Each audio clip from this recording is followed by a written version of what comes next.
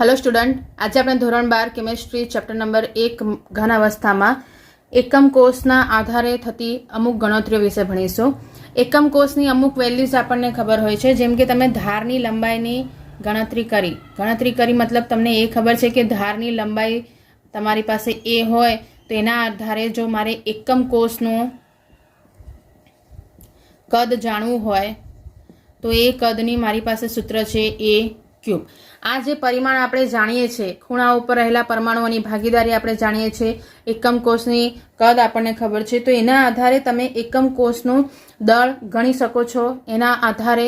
અને એ દળ ગણવા માટે જે સૂત્ર તમારે વાપરવાની જરૂર પડશે એના વિશે આપણે વાત કરીશું। અહીંયા જ્યારે તમે પરમાણુનું દળ જાણતા હોઈએ તો પરમાણુના દળની ગણતરી કરવા માટે આપણે એવોગેડ્રો આંકનો ઉપયોગ કરીએ છીએ, જે આપણે આગળના ધોરણમાં ભણી ગયા છે। એવોગેડ્રો આંક એટલે તમારે એક સાદી સિમ્પલ લેવા જઈએ તો એક મોલમાં રહેલા પરમાણુઓની સંખ્યા, એને તમે એવોગેડ્રો આંક તરીકે કન્સિડર કરી શકો છો, પણ એ જ કોઈપણ પદાર્થમાં રહેલા કુલ પરમાણુઓની સંખ્યા શોધવા માટે પણ વપરાય છે।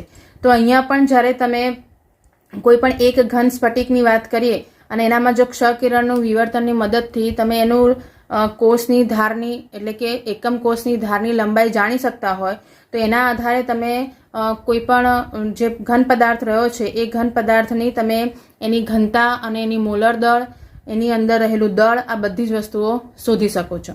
તો આપણે એના સૂત્રની વાત કરીએ તો આપણી પાસે માહિતી છે, હમણાં એકમ કોષનું કદ તમારી પાસે છે એ છે a ક્યુબ। તો આના આધારે જો મારે એકમ કોષનું દળ શોધવું હોય તો એના માટેનું સૂત્ર તમારી પાસે મળી જશે એકમ કોષમાં રહેલા પરમાણુઓની સંખ્યા। કારણ કે આપણે જાણીએ છીએ એ પ્રમાણે દરેક જે ઘન છે એનામાં રહેલા પરમાણુઓની સંખ્યા અલગ અલગ છે અને એનામાં દરેક જે પરમાણુ રહ્યો છે એ દરેક પરમાણુનું દળ। સાદી સિમ્પલ કહીએ તો પરમાણુની સંખ્યાનો હું z કહું અને દરેક પરમાણુનું દળ જે છે એને હું સ્મોલ m લઉં। હવે દળ જો જાણતા હોઈએ, દળ કેવી રીતે મેળવીશું તો એનામાં જો વાત કરીએ તો જે દળ છે એને તમે મોલર દળ પદાર્થનું દળ જ્યારે શોધવાનું હોય તો એનામાં તમારે આખા જે પરમાણુ રહેલો છે, આખું જે તત્વ છે અથવા તો પરમાણુનું દળ છે એનામાં તમારે એવોગેડ્રો આંકનો ઉપયોગ કરવો પડે। અને એનામાં જો તમે લેવા જાઓ છો તો કોઈ પણ પદાર્થનું દળ શોધવું હોય તો એના મોલર દળનો ઉપયોગ કરવાનો। મોલર દળ એટલે કેપિટલ M, એને ભાગ્યા એવોગેડ્રો આંક,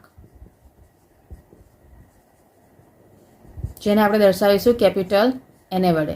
તો અહીંયા તમે જોઈ શકો છો કે તમારી પાસે z ઇન્ટુ કેપિટલ M છેદમાં એને આ વાળું સૂત્ર મળ્યું। આ શું છે? એકમ કોષનું દળ છે। હવે જ્યારે તમારી પાસે મારે આનું જો કદ પણ શોધવું હોય અથવા તો મારે એની ઘનતા શોધવી હોય, કદ તો તમારી પાસે છે, જો મારે ઘનતા શોધવી હોય તો આના આધારે તમે એકમ કોષની ઘનતા પણ શોધી શકો છો।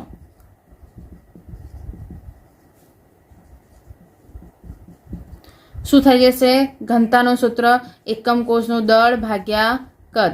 દળ તમારી પાસે છે z ઇન્ટુ કેપિટલ M, આ કેપિટલ M છે, ભાગ્યા એને, અને કદ શું મળ્યો? a cube. તો આખું સૂત્ર તમારી પાસે થઈ જશે z ઇન્ટુ M છેદમાં a ક્યુબ ઇન્ટુ એને। આ જે ઘનતા છે એને આપણે દર્શાવીશું સ્મોલ d વડે। તો તમને અહીંયા સૂત્ર મળી ગયું d is equal to z into M છેદમાં a ક્યુબ ઇન્ટુ એને। z જે છે એ પરમાણુની સંખ્યા છે, કેપિટલ M જે છે એ પરમાણુનું મોલર દળ છે, a ક્યુબ જે છે એકમ કોષનું કદ છે અને એને જે છે એવોગેડ્રો આંક છે। આ બધાની વેલ્યુ જે છે તમારી પાસે, આમ જોવા જાવ તો તમારી પાસે 5 પ્રાચલો થયા। પ્રાચલ એટલે એક સાથે જોવા જાવ છો તો પોઈન્ટ્સ છે, અથવા તો તમે એમ કહી શકો છો કે જેની કિંમત આપણે જાણતા હોઈએ। તો આ 5માંથી કોઈ પણ 4ની કિંમત જાણતા હોય તો 5માની તમે શોધી શકો છો। આ જે થયું છે એકમ કોષનું એક પરિમાણ એટલે તમારી પાસે એક ડાયમેન્શન છે, એક વેલ્યુ છે તમારી પાસે, એનો ઉપયોગ કરીને તમે નવી વસ્તુ શોધી શકો છો। નવી વસ્તુમાં તમારી પાસે ઘનતા થઈ, તમે મોલર દળ પણ શોધી શકો છો, તમે ધારની લંબાઈ પણ શોધી શકો છો અને તમે પરમાણુની સંખ્યા પણ શોધી શકો છો। એવોગેડ્રો આંક ઓલરેડી તમારી પાસે હોય જ છે। હવે આના આધારે આપણે દાખલાઓ થોડા જોઈ લઈએ। કોયડા નંબર 1.3, અહીંયા તમને સંખ્યા એવું કીધું છે કે એક તત્વની રચના અંતઃકેન્દ્રિત સમઘનીય એટલે કે BCC છે, એટલે કે તમને આ બીસીસી પ્રકારનો ઘન આપી દીધો છે. તેના કોષની ધારની લંબાઈ તમને આપી દીધી છે 288 પિકોમીટર. એની ઘનતા તમને આપી છે 7.2 ગ્રામ પ્રતિ સેન્ટીમીટર ક્યુબ. તો તત્વના 208 ગ્રામમાં કેટલા પરમાણુ રહેલા હશે? તો તમને તત્વનું વજન આપી દીધું છે 208 ગ્રામ. એનામાં રહેલા પરમાણુઓની સંખ્યા તમારે શોધવાની છે. હવે અહીંયા તમે જોઈ શકો છો કે પરમાણુની સંખ્યા તમારે શોધવાની છે. તો તમારી પાસે જે વસ્તુઓ તમને આપી છે એનો આપણે ઉપયોગ કરીએ. સૌથી પહેલો પ્રશ્ન થાય કે તમને પૂછ્યું છે પરમાણુની સંખ્યા શાનામાં? તો આ બીસીસી પ્રકારના ઘનમાં. અને એ બીસીસી પ્રકારનો જે ઘન છે એની અંદર એમાં કેટલા એકમ કોષ રહેલા છે એ તમારે પહેલા શોધવા પડે. કારણ કે આ ઘનમાં રહેલા પરમાણુઓ જો કન્સિડર કરો, પરમાણુ કહી શકો છો અથવા તો તમે એને એકમ કોષ પણ કન્સિડર કરી શકો છો. તો એમાં રહેલા પરમાણુઓની સંખ્યા કેટલી છે? 2. કારણ કે આ બીસીસી ઘન છે, સાદું સિમ્પલ લેવા જાવ અંતઃકેન્દ્રિત એટલે કેન્દ્રનો એક પરમાણુ અને ખૂણા ઉપર રહેલા બીજો પરમાણુ. તો એના આધારે તમારી પાસે થઈ 2. એને એકમ કોષ એટલા માટે કન્સિડર કરી શકાય કારણ કે જે પરમાણુ રહેલા છે, જે પરમાણુની સંખ્યા છે એ જ પર્ટિક્યુલર એ સ્ફટિક બનાવવા માટે એટલા વપરાયેલા એકમ કોષ છે. તો અહીંયા તમારી પાસે થઈ ગઈ છે પરમાણુની સંખ્યા શોધવાની. હવે એનામાં સૌથી પહેલા આપણે ધારની લંબાઈનો યુઝ કરીશું અને એના માટે શું છે? એકમ કોષનું કદ A ક્યુબ. પણ અહીંયા તમે જો એકમ કદનું કદ જે આપી દીધું છે પિકોમીટરમાં આપ્યું છે અને બાકીના એકમો જે છે એ નાનામાં એકમો આપ્યા છે. પિકોમીટર એનાથી નાનો એકમ થઈ જાય. તો સૌથી પહેલાં તમારે એનું કન્વર્ઝન કરવું પડે. આ પિકોમીટર છે એનું કન્વર્ઝન જો મારે મીટરમાં કરવું હોય તો 10⁻12 મીટર લખાય. પણ એકમ ઘનતાનો શાનામાં છે? સેન્ટીમીટર ક્યુબમાં. એટલે એને હું કન્વર્ટ કરી દઈશ સેન્ટીમીટર ક્યુબમાં.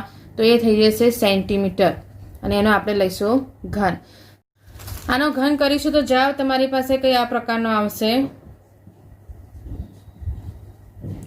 10⁻10 નો ઘન કરીએ એટલે 10⁻30.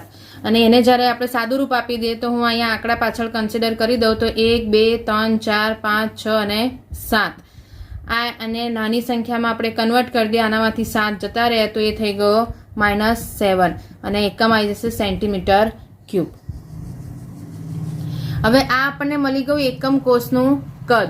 મારી પાસે બીજી વેલ્યુ આપી છે એ છે તત્વનું વજન મને આપ્યું છે. આટલા વજનની અંદર કેટલા પરમાણુ છે એ શોધવાના છે.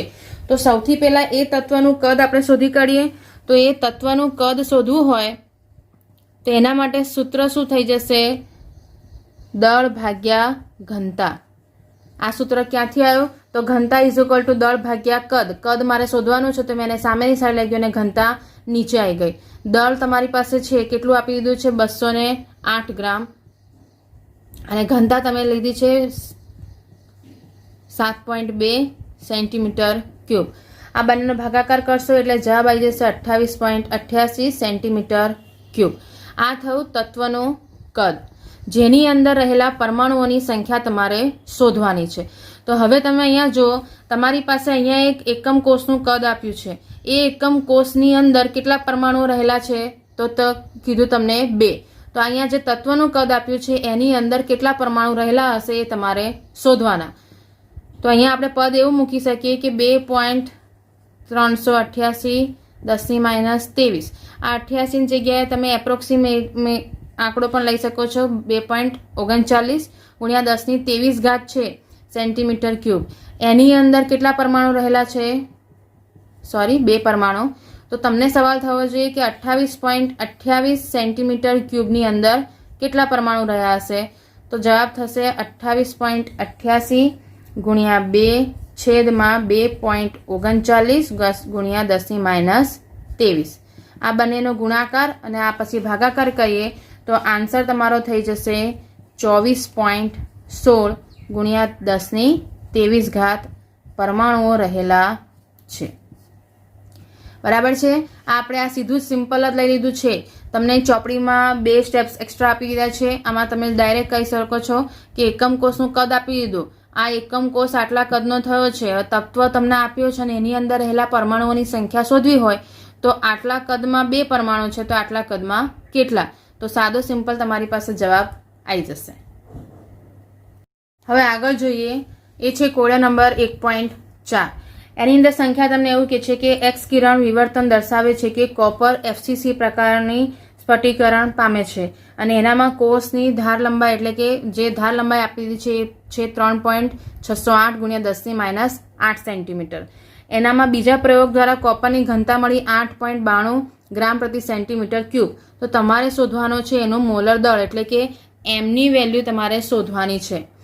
બે વેલ્યુ આપણને ખબર હોય, એ છે એવોગેડ્રો આંક, એની કિંમત 6.022 × 10 - 23 પરમાણુ પર મોલ, કારણ કે એક મોલમાં રહેલા પરમાણુઓની સંખ્યા એ જ કન્સિડર થાય છે. અને ઝેડ એટલે કે પરમાણુઓની સંખ્યા. તો સ્ફટિક FCC પ્રકારનો બને છે એટલે એના માટે પરમાણુની સંખ્યા કેટલી થઈ ગઈ? 4. FCC મતલબ તમારું ફેસ સેન્ટર એટલે કે ફલક કેન્દ્રિત એકમ કોષ. હવે આના માટે તમારી પાસે સીધું સિમ્પલ સૂત્ર છે, એ છે ઘનતાનું. D = Zm/a³ × Na. તમારે શોધવાનું છે મોલર દળ. તો આપણે સૂત્રને કેપિટલ M ને સૂત્ર કરતા કરીએ તો એ વેલ્યુ કંઈક આ પ્રમાણે થઈ જશે. આનામાં તમે કિંમત મૂકીએ તો M = ઘનતા તમને કેટલી આપી દીધી છે? 8.92. સેન્ટીમીટર છે ગ્રામ પ્રતિ સેન્ટીમીટર ક્યુબ, એટલે તમે અહીંયા એને કન્સિડર કરી શકો છો કે એકમ બંને સરખા છે. એક ક્યુબ લઈએ તો 3.608 × 10 - 8 એનો શું લેવાનો છે? ઘન. બરાબર. એને ગુણ્યા એવોગેડ્રો આંક.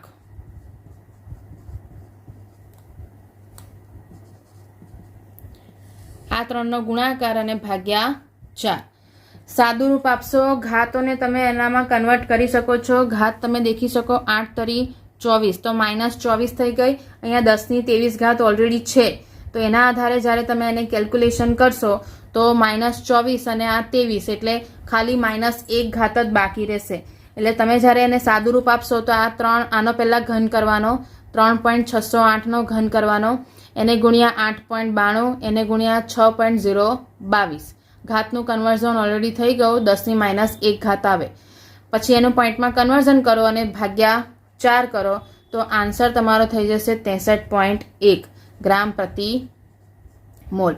આ જે છે એ કોપરનો જ પરમાણુય દળ છે એવું તમે કહી શકો છો આ સૂત્રને આધારે. બરાબર છે. એટલે આ થયો તમારો કોયડા નંબર 1.4. કોયડા નંબર 1.5 જે છે એ 1.4 જેવો જ છે, એટલે એના આધારે તમે એને સ્વપ્રયત્ને ટ્રાય કરી શકો છો. હવે આપણે આગળ જે ભણીશું એ છે ઘન પદાર્થોમાં અપૂર્ણતા.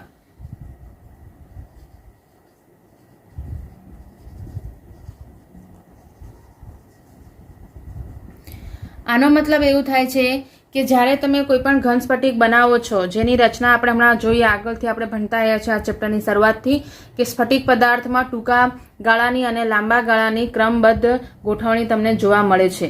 તેમ છતાં પણ સ્ફટિક જે છે એ સંપૂર્ણપણે પૂર્ણ હોય છે એવું તમે કહી શકતા નથી. સામાન્ય રીતે જ્યારે ઘન પદાર્થ નાના સ્ફટિકોની મદદથી મોટી સંખ્યામાં જોડાઈને એક મોટો સ્ફટિક બનાવતો હોય ત્યારે એનામાં પણ તમને અમુક પ્રકારની ખામીઓ જોવા મળશે. આમાં જો તમે વાત કન્સિડર કરો છો તો જે ક્ષતિ ઉત્પન્ન થાય છે એનામાં એકલ સ્ફટિકો હોય અથવા તો જ્યારે સ્ફટિકીકરણ પ્રક્રિયા ખૂબ જ ધીમા વેગથી થતી હોય ત્યારે એકલ સ્ફટિકોની અંદર આ પ્રકારની ખામીઓ જોવા મળે છે. એને તમે મૂળભૂત રીતે કન્સિડર કરો તો એ ઘટક કણોની ગોઠવણીમાં રહેલી અનિયમિતતા છે. અનિયમિતતા મીન્સ તમે એવું કન્સિડર કરો છો કે હા બધા જ પરમાણુ એક સીધી લાઈનમાં વ્યવસ્થિત એકની ઉપર એક લેયર બનાવીને પણ ગોઠવાયેલા હોય તો પણ એની અંદર કોઈને કોઈ રીતે એમનામાં ક્ષતિ એટલે કે કોઈને કોઈ ખામી રહેલી હોય છે. આ અનિયમિત ગોઠવણીમાં કોઈ પરમાણુ ત્યાંથી ખસી ગયો છે, એક લાઈનમાં ગોઠવાયા નથી, એ બધી જે પ્રોબ્લેમ થાય છે એના આધારે સ્ફટિક જે છે સંપૂર્ણપણે પૂર્ણ થતો નથી. સામાન્ય રીતે જે સ્ફટિક છે એની અંદર બે પ્રકારની ક્ષતિ તમને જોવા મળે છે. એક છે બિંદુ ક્ષતિ અને બીજી છે રેખા ક્ષતિ. બિંદુ ક્ષતિમાં તમે કન્સિડર કરી શકો છો કે કોઈ પણ એક એકમ અથવા તો એક પરમાણુ જે છે પોતાના સ્થાનથી હેરફેર હોય, એટલા માટે એટલે તમે એને બિંદુ ક્ષતિ કહી શકો છો કે એક ડોટના હિસાબે પરમાણુ આયન કે અણુ હોય એ પોતાનું સ્થાન પર નિયમિત ગોઠવણી જે થવી જોઈએ એ નિયમિત ગોઠવણીમાં ના હોય તો એને બિંદુ ક્ષતિ કહેવાય. જ્યારે રેખા ક્ષતિમાં એક આખી હરોળ જે હોય, એક આખી જે લીટી તમે કન્સિડર કરી શકો છો, એ આખી લીટીમાં જો આદર્શ ગોઠવણી કરતા અનિયમિતતા જોવા મળે તો એને રેખા ક્ષતિ કહેવાય. આપણે ફક્ત ભણવાની છે અહીંયા બિંદુ ક્ષતિ. બિંદુ ક્ષતિના પણ મુખ્ય 3 પ્રકાર છે. એની અંદર જો કન્સિડર કરો છો તો સૌથી પહેલું આવી જશે તત્વયોગ મિતીય ક્ષતિ. તત્વયોગ મિતીય ક્ષતિ જે છે એની અંદર પણ એના 2 પાર્ટ છે. એક છે રિક્ત ક્ષતિ અને બીજું આવી જશે આંતરાલીય ક્ષતિ.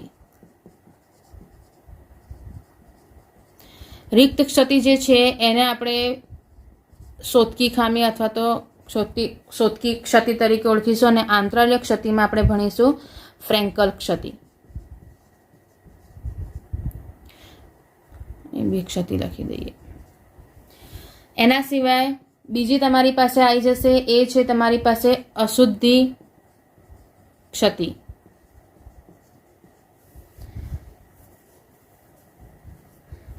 અને ત્રીજી આવી જશે એ છે બિન તત્વયોગ મિતીય ક્ષતિ.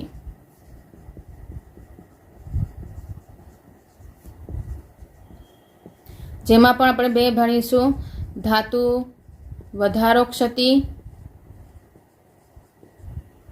અને ધાતુ ઘટાડો ક્ષતિ. આમ પદાર્થની અપૂર્ણતામાં આપણે આટલી ક્ષતિઓ વિશે ભણવાનું છે. તો આપણે શરૂઆત કરીએ. સૌથી પહેલું જે છે એ બિંદુ ક્ષતિમાં, એ પણ તત્વયોગ મિતીય ક્ષતિમાં. તત્વયોગ મિતીય ક્ષતિની વાત કરીએ તો એની જે નામ છે એના હિસાબે જ તમે જો કન્સિડર કરો છો તો એની અંદર એની જે તત્વયોગ મિતીય છે, તત્વયોગ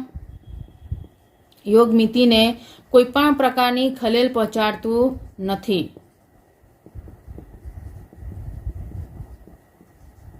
આનો મતલબ તત્વયોગ મિતિ એટલે એક જોવા જાવ તો એક આદર્શ ગોઠવણી. આ આદર્શ ગોઠવણીને આ પ્રકારની ક્ષતિઓ જે છે એ ખલેલ પહોંચાડતી નથી. તમે એને એવું પણ કહી શકો છો કે એમની અંદર આંતર અથવા તો ઉષ્માગતિકીય ક્ષતિ પણ કહે છે, કારણ કે એનામાં જે ફેરફાર થયા છે એ એમની જગ્યાઓના અથવા તો એમના જે ઇન્ટરનલ એનર્જીસ છે એની અંદર જ થયેલા છે.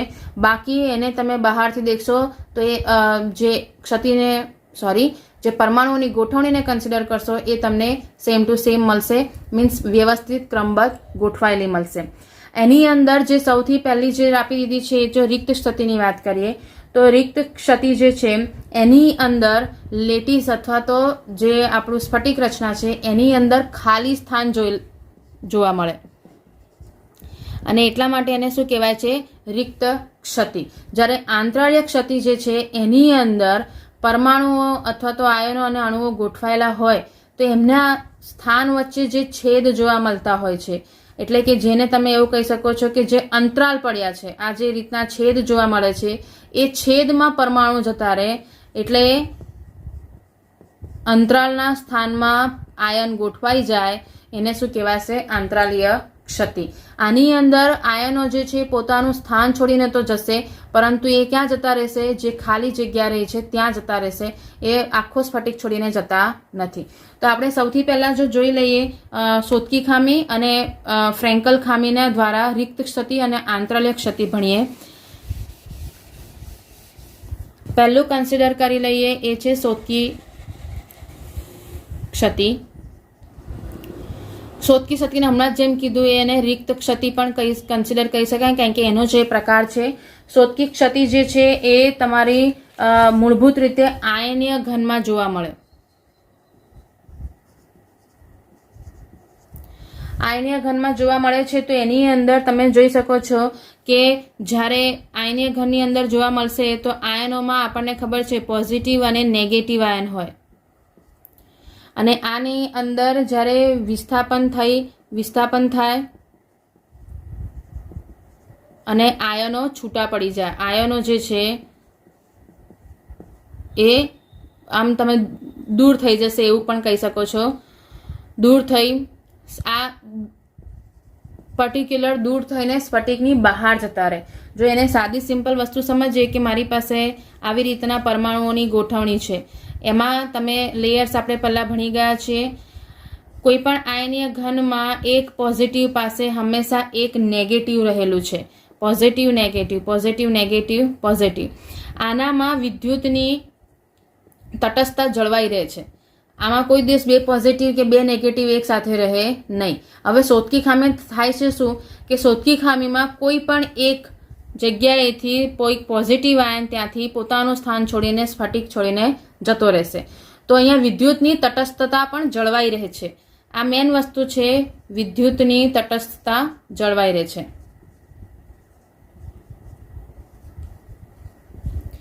અને એ જળવાઈ ક્યારે રહેશે? જ્યારે એક પોઝિટિવ ગયો હોય તો એની સામે બીજો એક નેગેટિવ પણ જતો રહે. એટલા માટે અહીંયા બે સ્થાનો ખાલી જોવા મળશે. હંમેશા જોડીમાં જ અહીંયા આયનો છૂટા પડશે. જો એક પોઝિટિવ ગયો છે તો એક નેગેટિવ એની સાથે જવાનો જ છે, અને જો એક નેગેટિવ જાય તો એની સાથે એક પોઝિટિવ પણ જશે જ. આ જે એટલા માટે તમે એવું કહી શકો છો કે અહીંયા ધન આયન અને ઋણ આયનની સંખ્યા હંમેશા સરખી જોવા મળશે.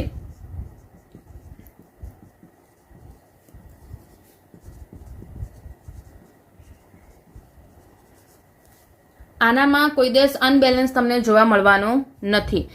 આ જે છે એનામાં જોઈ શકો છો કે આયનો અહીંથી છૂટા પડીને ગયા. એની સંખ્યા કેટલી પણ હોઈ શકે છે, જે પદાર્થ છે એના ઉપર આધારિત છે. નેક્સ્ટ પોઈન્ટમાં જો તમે કહી શકો છો કે આ ઘનતા ઘટાડે છે, એનું કારણ તમને દેખાય છે કે આયનો છૂટા પડી સ્ફટિક છોડીને જતા રહ્યા છે, એટલા માટે એનામાં ઘનતા જે છે એનામાં ઘટાડો થવાનો જ છે. આની અંદર તમે બીજા ઉદાહરણ આપ્યા છે, અથવા તો તમે એની જે માહિતી છે એ જે શોધકી ખામીની સંખ્યા ગણવી હોય તો એ તમે જે ક્ષતિની સંખ્યા છે અર્થસૂચક છે. એનું ઉદાહરણ જો સમજીએ તો તમને એવું આપ્યું છે કે NaCl છે એની અંદર આશરે 10⁶ પ્રતિ સેન્ટીમીટર ક્યુબ જેટલી ખામી તમને ઓરડાના તાપમાને જોવા મળે. જો 1 સેન્ટીમીટર ક્યુબમાં NaClના 1 સેન્ટીમીટર ક્યુબમાં જો 10⁻22 જેટલા પરમાણુઓ હોય તો એની અંદર 10⁻16 પરમાણુઓએ એક ક્ષતિ તમને જોવા મળશે, એક શોધકી ખામી તમને જોવા મળે. બરાબર છે? એટલે આનામાં તમને શોધકી ખામીની એક કેલ્ક્યુલેશન આપી દીધી, અથવા તો તમે એવું કહી શકો છો કે તમે કોઈ પણ ઘનમાં તમને એનું જો કદ આપી દીધું હોય તો એના આધારે તમે શોધકી ખામીની સંખ્યા શોધી શકો છો. આનામાં બીજી એક પોઈન્ટ વસ્તુ ધ્યાન રાખવાની છે કે શોધકી ખામીમાં ઋણ આયન અને ધન આયનના જે કદ છે એ પણ સરખા હોય છે.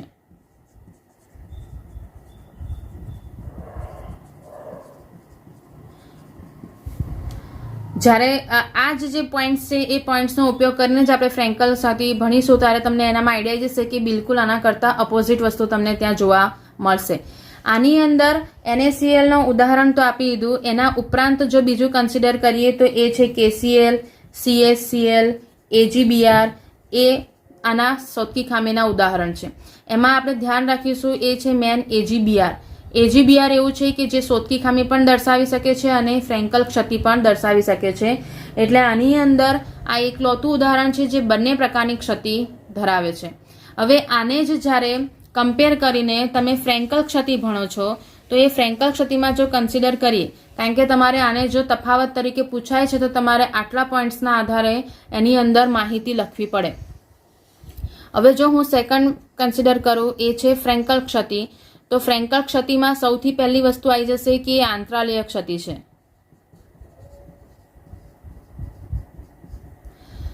એ પણ તમને આયનીય ઘનમાં જ જોવા મળશે, જેનામાં પોઝિટિવ અને નેગેટિવ આયન કન્સિડર તમે કરી શકો છો. એની અંદર વિસ્થાપન થઈને આયનો જે છે પર્ટિક્યુલર જે છિદ્ર છે અથવા તો જે આંતરલીય અંતર છે, અથવા તો તમે કન્સિડર કરી શકો છો કે બે પરમાણુઓ વચ્ચેનું જે ખાલી સ્થાન છે એનામાં શિફ્ટ થઈ જશે.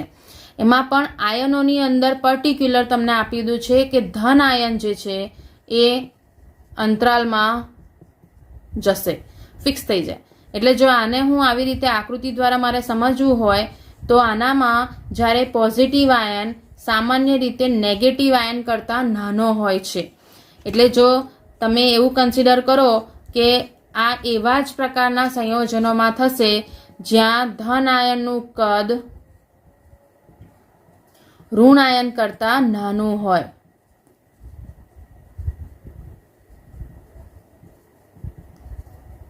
આ એવા જ પ્રકારના તત્વો અથવા તો સંયોજનોમાં જોવા મળશે જ્યાં ધન આયનનું કદ ઋણ આયન કરતા નાનું હશે. તો આની અંદર વસ્તુ એવી થાય છે કે જ્યારે ધન આયન જે છે એનું કદ નાનું હોવાના કારણે, અને નાનું પણ કેવું કે જે પર્ટિક્યુલર આ જે છિદ્રો રહે છે, અહીંયા માઇનસ આવશે, આ જે અંતરાલીય સ્થાન રહ્યું છે એની અંદર એડજસ્ટ થઈ શકે. એટલે કોઈ પણ એક જગ્યાએથી પોઝિટિવ આયન ગયો છે અને એ કોઈ પણ એક અંતરાલીય સ્થાનમાં એડજસ્ટ થઈ જશે. અહીંયા હું આને ડાર્ક બતાવું છું. બીજો કોઈ જગ્યાએથી પોઝિટિવ આયન ગયો છે તો એ હજુ કોઈ જગ્યાએ અંતરાલીય સ્થાનમાં એડજસ્ટ થઈ જશે. તો આ જે વસ્તુ થઈ છે અંતરાલીય સ્થાનમાં જે મળે છે તમને પોઝિટિવ આયન, એ ત્યારે જ જઈ શકશે જ્યારે એનું કદ નાનું હોય તો, અને એ ખાલી જગ્યાએ જઈ શકતું હોય. તો આમાં ઋણ આયન અને ધન આયનનું કદ જે છે એનામાં તમને ડિફરન્સ જોવા મળશે. જ્યારે અહીંયા એ સંખ્યા એનું કદ જે હતા એ સરખા હતા. અહીંયા જે ધન આયન હતા એ અંતરાલીય સ્થાનમાં જતા રહે છે, જ્યારે અહીંયા આયનો હતા એ દૂર થઈ જાય છે. તો અહીંયા તમે જોઈ શકો છો કે અહીંયા પણ વિદ્યુતની તટસ્થતા તો જળવાયેલી રહેશે, કારણ કે એનામાં ધન આયન અને ઋણ આયન જે છે, આમ જોવા જાવ તો કોઈ આયન અહીંથી છૂટો પડીને જતો જ નથી, એટલા માટે એની વિદ્યુતની તટસ્થતા પણ જળવાઈ રહેશે. આની અંદર પણ આની અંદર ઘનતામાં ઘટાડો થાય નહીં. એટલે તમે એમ કહી શકો છો કે ઘનતામાં ફેરફાર થતો નથી, કારણ કે સીધી વસ્તુ છે, આમાંથી કોઈ પણ પ્રકારનો આયન છૂટો પડીને દૂર નથી થયો. તો પોઝિટિવ અને નેગેટિવ આયનની સંખ્યા હંમેશા સરખી જ રહેશે, એનામાં કોઈ વધઘટ થવાની નથી. અને આના જો ઉદાહરણ આપણે સમજીએ, આની અંદર ઉદાહરણમાં પર્ટિક્યુલર લઈએ તો એ છે ZnS, કારણ કે મેં કીધું એવા જ સંયોજનમાં થશે જેનામાં ધન આયન અને ઋણ આયનની કદમાં ડિફરન્સ હશે. બીજું છે AgCl, AgI અને AgBr તો તમારું આવવાનું, કારણ કે એ બંને પ્રકારની ક્ષતિ દર્શાવે છે. આની અંદર આ જ ઉદાહરણોમાં તમે દેખ્યું સિલ્વર અને ઝિંકના જ લીધા છે, કારણ કે ઝિંક અને સિલ્વર જે છે એ કદમાં નાના આયનો છે. આમ તમારી પાસે બે પ્રકારની ક્ષતિ આપણે ભણી લીધી, સોતકી અને ફ્રેન્કલ. એને તફાવત તરીકે પણ યાદ રાખવાનો અને એઝ અ થિયરી તરીકે પણ પૂછાય તો પણ તમને લખતા આવડવું જોઈએ. હવે આપણે નેક્સ્ટ ક્ષતિની વાત કરીએ, એ છે અશુદ્ધિ ક્ષતિ. આ એવી પ્રકારની ક્ષતિ છે કે જેનામાં તમે ઓરિજિનલ સ્ફટિકમાં કોઈ પણ એક પ્રકારનો નવો પદાર્થ એડ કરો છો. એટલે જે મુખ્ય સ્ફટિક છે એની અંદર તમે કોઈ બીજો પદાર્થ ઓગાળો છો.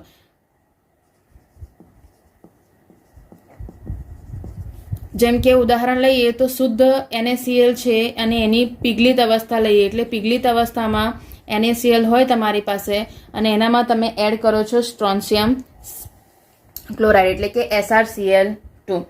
આની અંદર આ ઉમેરવાના પણ ઘણા કારણ છે, કારણ કે અલગ અલગ જગ્યાએ આપણે આગળ પણ આ વસ્તુ ભણીશું, જેને આપણે ડોપિંગ કહીશું, કે કોઈ પણ પદાર્થની સ્થિતિ સુધારવા માટે પણ તમે એની અંદર કોઈ પદાર્થ નાખી શકો છો, પણ એનામાં એમના બંધારણમાં એની અંદરનો જે ફેરફાર આવ્યો એ આપણે સમજવાનો હોય. તો અશુદ્ધિ ક્ષતિ એને તમે કન્સિડર કરીએ તો અશુદ્ધિ ક્ષતિ જે છે એની અંદર જ્યારે તમે ઉદાહરણમાં NaClમાં SrCl2 ઉમેર્યું. હવે NaClનું રચના આપણે જો સમજીએ તો આવી રીતે ધન આયન અને ઋણ આયન એકબીજા સાથે પર્ટિક્યુલર એક સીધી સિક્વન્સમાં ગોઠવાયેલા છે. આ સ્ફટિકની રચનામાં એક ધન આયન અને એક ઋણ આયન, એનામાં આપણે કીધું હતું કે સોડિયમ આયન હોય, પોઝિટિવ એટલે ધન આયન, પોઝિટિવ એટલે Na+ અને નેગેટિવ એટલે Cl-. તો એના આધારે જ્યારે આ સ્ફટિક તૈયાર થયો તો આનામાં તમે પોઝિટિવ આયન જે છે એની જગ્યાએ, એટલે કે જે જગ્યાએ Na+, જ્યાં મેં પ્લસ લખ્યા છે ત્યાં આપણે કન્સિડર કરીશું કે Na+ છે, તો એ Na+ ને જગ્યાએ તમારે Sr+ ઉમેરવાનો છે. Sr ઉપર 2 ચાર્જ છે, એટલે કે Sr+2. જોવા જાઓ તો એક Na જે છે એના માટે 1 ચાર્જ છે, એટલે તમે અહીંયા કન્સિડર કરી શકો છો કે એક Sr+2 = 2 Na થાય. એટલે જ્યારે તમે અહીંયા આ SrCl2 ઉમેરો છો તો અહીંયાથી 2 સ્થાન ખાલી થશે. કારણ કે અહીંયા એસઆરને ઉમેરવાનું હોય તો 2 સ્થાન ખાલી કરવા પડે અને એનામાં એક જ જગ્યાએ એસઆર ગોઠવાશે, કારણ કે સ્ટ્રોન્શિયમની સંયોજકતા જે છે એ +2 છે અને સોડિયમની +1 છે. તો જ્યારે તમે એનું સરખાપણું લેવા જાઓ, એનું પ્રમાણ લેવા જાઓ, તો 1 સ્ટ્રોન્શિયમની સામે તમારા 2 Na+ જાય. તો 2 ખાના ખાલી તો થઈ ગયા, પણ આપણી પાસે છે તો એક જ પરમાણુ, એટલે 1 સ્ટ્રોન્શિયમ એન્ટર થશે અને એની સામે 2 સોડિયમ રિલીઝ થઈ જશે. તો તમે જોઈ શકો છો કે જ્યારે 2 સોડિયમ અહીંથી છૂટા પડી ગયા તો અહીંયા 1 સ્થાન ખાલી રહી ગયું. એટલા માટે એને શું કહેવાય છે? અશુદ્ધિ ક્ષતિ. અહીંયા પરમાણુઓની સંખ્યા બેલેન્સ નથી થતી, પણ એનો વિદ્યુત વીજભાર જે છે એટલે કે વિદ્યુત રીતે તટસ્થતા જોવા મળશે. કારણ કે પોઝિટિવની વેલ્યુઝ ગણશો તો આ સ્ટ્રોન્શિયમ માટે તો અહીંયા +2 કન્સિડર થયા, એટલે જેટલા પોઝિટિવ છે એટલા જ તમને નેગેટિવ મળશે, પણ એક સ્થાન ખાલી રહેશે. એટલા માટે એને શું કહેવાયું? અશુદ્ધિ ક્ષતિ. હવે આગળ લઈએ, એ છે બિનતત્વયોગમિતીય ક્ષતિ, જેના આપણે 2 પ્રકાર ભણીશું. આ ક્ષતિની અંદરની જો વાત કરીએ તેના નામ ઉપરથી જ ખબર પડી ગઈ કે આ એના તત્વયોગમિતિમાં ખલેલ પહોંચાડશે. આગળની જે ક્ષતિઓ દેખી છે એનામાં સ્ફટિકના બંધારણમાં અથવા તો એમને જે આયનોની સંખ્યા હતી, પરમાણુની સંખ્યા હતી, એનામાં કોઈ વધારે ફરક નહોતો પડતો. વિદ્યુત રીતે એ લોકો તટસ્થ પણ જોવા મળતા હતા, પણ અહીંયા તમને એ વસ્તુનો ડિફરન્સ જોવા મળશે. આ જે વસ્તુઓ છે એ તમને અકાર્બનિક ઘન પદાર્થોમાં આ પ્રકારની ક્ષતિ તમને વધુ પ્રમાણમાં જોવા મળશે અને એનામાં પણ આયનીય ઘનનો પણ સમાવેશ થાય છે. પહેલી ક્ષતિની જો વાત કરીએ, આના જે 2 પ્રકાર પડે છે એનામાં પહેલી ક્ષતિ જે આવી જાય છે એ છે ધાતુ વધારો ક્ષતિ. જ્યારે ધાતુની વાત કરીએ છીએ તો નોર્મલી એ પોઝિટિવ આયનના વધારાની વાત થશે. એવી રીતે ધાતુ ઉણપ ક્ષતિ ભણીશું ત્યારે પણ પોઝિટિવ આયનનો જે ઉણપ થાય છે એની આધારે આપણે ભણીશું. ધાતુ વધારો ક્ષતિની જો વાત કરીએ તો આની અંદર પણ તમને 2 પાર્ટ્સ આપ્યા છે, એટલે તમને 2 અલગ અલગ પ્રકારની ક્ષતિઓ આપી દીધી છે કે જેનામાં થોડોક માઇનર ચેન્જ છે. જેમ કે પહેલું આપ્યું છે તો એનામાં તમે એવું કહી શકો છો કે એનાયનનું સ્થાન ખાલી થવાથી, એટલે એનાયનના રિક્ત સ્થાનથી જે ક્ષતિ ઉત્પન્ન થાય છે એની આપણે વાત કરીએ. તો આની અંદર એનાયનનું રિક્ત સ્થાન એટલે અહીંયા એનાયન પોતાનું સ્થાન છોડીને જતો રહેશે અને એના કારણે જ્યારે તમે ટોટલ કાઉન્ટિંગ કરશો તો તમને પોઝિટિવ આયનની વેલ્યુ વધારે મળે. એટલા માટે એને ધાતુ વધારો ક્ષતિ કહી શકાય છે. આમાં ઉદાહરણ જો સમજીએ તો ઉદાહરણ તરીકે આપણે લઈએ NaCl પણ લઈ શકીએ છીએ, KCl જે છે, આવા પ્રકારના જે આલ્કલી હેલાઇડ છે એનામાં તમને આ પ્રકારની ક્ષતિ જોવા મળે. આપણે NaClનું ઉદાહરણ લઈએ તો હમણાં જેમ કીધું એમ કે એનામાં પોઝિટિવ અને નેગેટિવ આયન જે છે એ આમ તો પહેલાં ઓરિજિનલ જે પરિસ્થિતિ છે એ હિસાબે તમને જોવા મળી જાય. હવે આનામાં NaCl જે છે એ સ્ફટિક ઉપર જ્યારે હું સોડિયમની બાષ્પને પસાર કરીશ, NaCl ઉપર સોડિયમની બાષ્પને પસાર કરો છો તે વખતે આ જે રચના જે પર્ટિક્યુલર વ્યવસ્થિત નિયમિત ગોઠવાયેલી છે એનામાં એવું થશે કે અહીંથી એક નેગેટિવ આયન છૂટો પડીને જતો રહેશે. કારણ કે નેગેટિવ આયન ક્યાં જશે? તો તમે અહીંયા ઇમેજિન કરો કે આના ઉપર હું સોડિયમની બાષ્પને પસાર કરું છું, તો એ સોડિયમની બાષ્પ શું કરશે? આનામાંથી નેગેટિવ આયનને પોતાના તરફ ખેંચશે અને એ નેગેટિવ આયનમાં Cl- જે છે એ સોડિયમની બાષ્પ સાથે રિએક્ટ કરશે અને એનામાં એક Na+ અને એક Cl- એ બંને એકબીજા સાથે જોડાઈને NaCl તરીકે છૂટા પડી જાય. આ NaCl તરીકે છૂટા તો પડી ગયા, પણ અહીંયા સોડિયમની બાષ્પ હતી એનામાંથી Na બનવા માટે એક ઇલેક્ટ્રોન પણ છૂટો પડ્યો અને એ ઇલેક્ટ્રોન જે છૂટો પડ્યો એ ઇલેક્ટ્રોન ક્યાં જતો રહ્યો? તો આ નેગેટિવ જે સ્થાન હતું, જે નેગેટિવ પરમાણુ અથવા તો નેગેટિવ આયનનું જે સ્થાન હતું ત્યાં જઈને આ ઇલેક્ટ્રોન એડજસ્ટ થઈ ગયો. આ ઇલેક્ટ્રોન ત્યાં જવાના કારણે તમે અહીંયા જોઈ શકો છો કે ટોટલ જ્યારે કાઉન્ટ કરશો ત્યારે પોઝિટિવ આયનની જે સંખ્યા છે એ વધી જશે અને નેગેટિવ આયનની સંખ્યા એક ઓછી મળે. અહીંયા આ જે છે એમ જોવા જાવ છો તો તમને એમ થશે કે આ તો પેલા ફ્રેન્કલ ખામી જેવું થઈ ગયું, સોટકી ખામી જેવું થઈ ગયું, પણ સોટકી ખામી જેવું નથી. અહીંયા આખો નેગેટિવ આયન નથી, અને પોઝિટિવ આયન ત્યાં હાજર છે અને નેગેટિવ આયનની જગ્યાએ કોણ ગોઠવાઈ ગયું? ઇલેક્ટ્રોન. તો અહીંયા જે અયુગ્મિત ઇલેક્ટ્રોન ગોઠવાયો જે જગ્યાએ એને શું કહેવાશે? એફ કેન્દ્ર. આ જે છે આ એફ કેન્દ્ર જે છે એ સ્ફટિકના રંગ માટે જવાબદાર છે. આ એફ કેન્દ્ર પરથી સ્ફટિકનો રંગ મળશે. એનું કારણ કહીએ તો જ્યારે આ સ્ફટિક ઉપર પ્રકાશનો દ્રશ્યમાન પ્રકાશ તમે આપશો તો એ દ્રશ્યમાન પ્રકાશમાંથી આ ઇલેક્ટ્રોન જે છે ઉર્જાનું શોષણ કરશે અને નીચે શક્તિ સપાટીમાંથી ઊંચી શક્તિ સપાટીમાં ટ્રાન્સફર થાય, જેના કારણે જે ઉત્સર્જિત આ જે ઇલેક્ટ્રોન જે છે ઉર્જાનું ઉત્સર્જન કરશે એ વખતે, કારણ કે ઇલેક્ટ્રોન પાછો પણ આવશે, આ જે આખું ઉષ્માનું હેરફેર થઈ એના કારણે સ્ફટિક જે છે પોતાનો રંગ ચેન્જ કરી દેશે અને NaCl નોર્મલી સફેદ હોય છે એનામાંથી એનું કન્વર્ઝન શાનામાં થઈ જશે? એ છે પીળા રંગમાં. આ પીળો રંગ જે છે એ સામાન્ય રીતે ઉત્તેજિત થતા ઇલેક્ટ્રોનના આધારે જ થયો. એવું જ બીજું ઉદાહરણ તમને આપી દીધું છે કે જેમ કે લિથિયમ ક્લોરાઇડ લઈએ તો એ લિથિયમ ક્લોરાઇડમાં પણ તમે જ્યારે લિથિયમનું પ્રમાણ વધારશો એટલે કે લિથિયમની બાષ્પ આપશો તો એનામાં પણ તમને એવું થશે કે આછો ગુલાબી જે રંગ હતો આછો ગુલાબી રંગ એ આપશે. જ્યારે એવી જ રીતે KCl ની જો વાત કરશો તો KCl ને પણ જ્યારે વધુ પડતા પોટેશિયમમાં મૂકવામાં આવે છે તો એ જાંબલી રંગ આપે છે. એટલે NaCl, KCl અને લિથિયમ ક્લોરાઇડ એ બધા ઓરિજિનલ હોય છે સફેદ, પણ જ્યારે તમે એનામાં પોઝિટિવ આયનની બાષ્પ એના ઉપર અપ્લાય કરશો એટલે કે પોઝિટિવ આયન ધરાવતા ધાતુની બાષ્પને એના ઉપર અપ્લાય કરશો, જેમ કે આના ઉપર સોડિયમની બાષ્પ, આના ઉપર લિથિયમની, આના ઉપર પોટેશિયમની બાષ્પ, તો એનામાં પોઝિટિવ આયનનું પ્રમાણ વધશે અને એના કારણે એ લોકો પોઝિટિવ આયનનું પ્રમાણ કેવી રીતે વધશે? નેગેટિવ આયનની ગેરહાજરીના કારણે. અને ઇલેક્ટ્રોન જે મળ્યો એ ઇલેક્ટ્રોનના ઉત્તેજનના કારણે તમને અલગ અલગ પ્રકારના રંગ મળશે. આ રંગ માટે સવાલ પહેલા પણ પૂછાઈ ચૂક્યા છે અને આગળ પણ પૂછાઈ શકે છે, એટલે એક MCQ માટે ધ્યાન રાખવાના કે NaCl ઇલેક્ટ્રોનના ઉત્તેજનના કારણે પીળો રંગ, KCl જાંબલી રંગ અને લિથિયમ ક્લોરાઇડ જે છે એ આછો ગુલાબી રંગ પ્રાપ્ત કરે છે.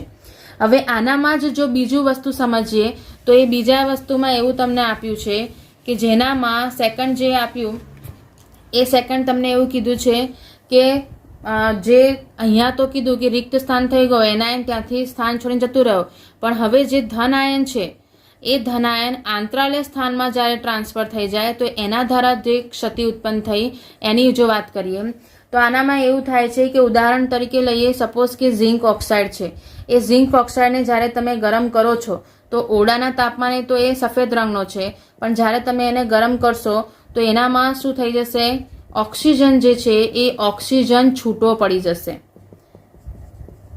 અને ઓક્સિજન છૂટો પડવાના કારણે એની અંદર ઝિંકનું પ્રમાણ વધે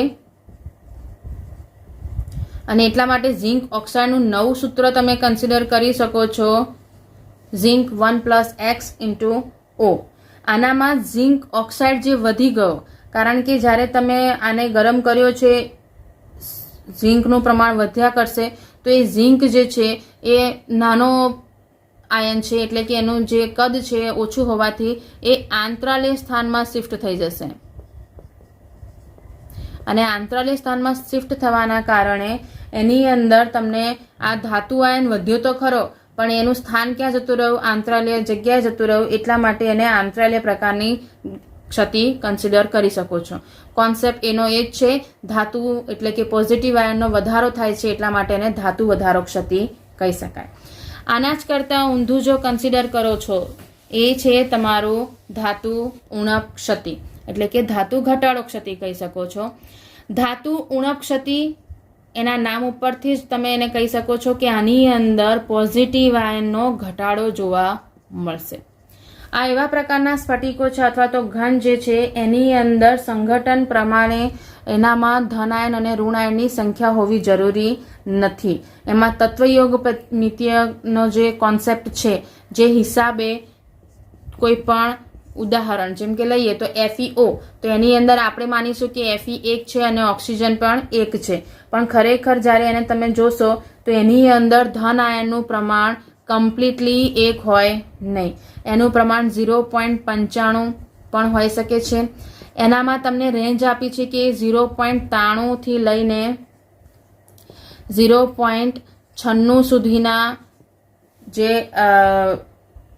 સંયોજનો છે એ અસ્તિત્વ ધરાવે છે એવું કહી શકાય છે. આની અંદર એ સંબંધ જ્યારે જોશો તો ખરેખર આનામાં Fe+2 આયનો છે, પણ એની જે અછત ઉત્પન્ન થઈ છે એ Fe+2ના આધારે દૂર કરી શકાય છે. આમ સામાન્ય રીતે ધાતુ ઉણપ ક્ષતિનો કોન્સેપ્ટ સમજીએ તો એનામાં એટલું જ છે કે ધન આયનનું પ્રમાણ એની ઓરિજિનલ સંઘટન કરતાં ઓછું છે. હોવું જોઈતું હતું 1, એની જગ્યાએ છે 0.95. આને કહેવાય ધાતુ ઉણપ ક્ષતિ.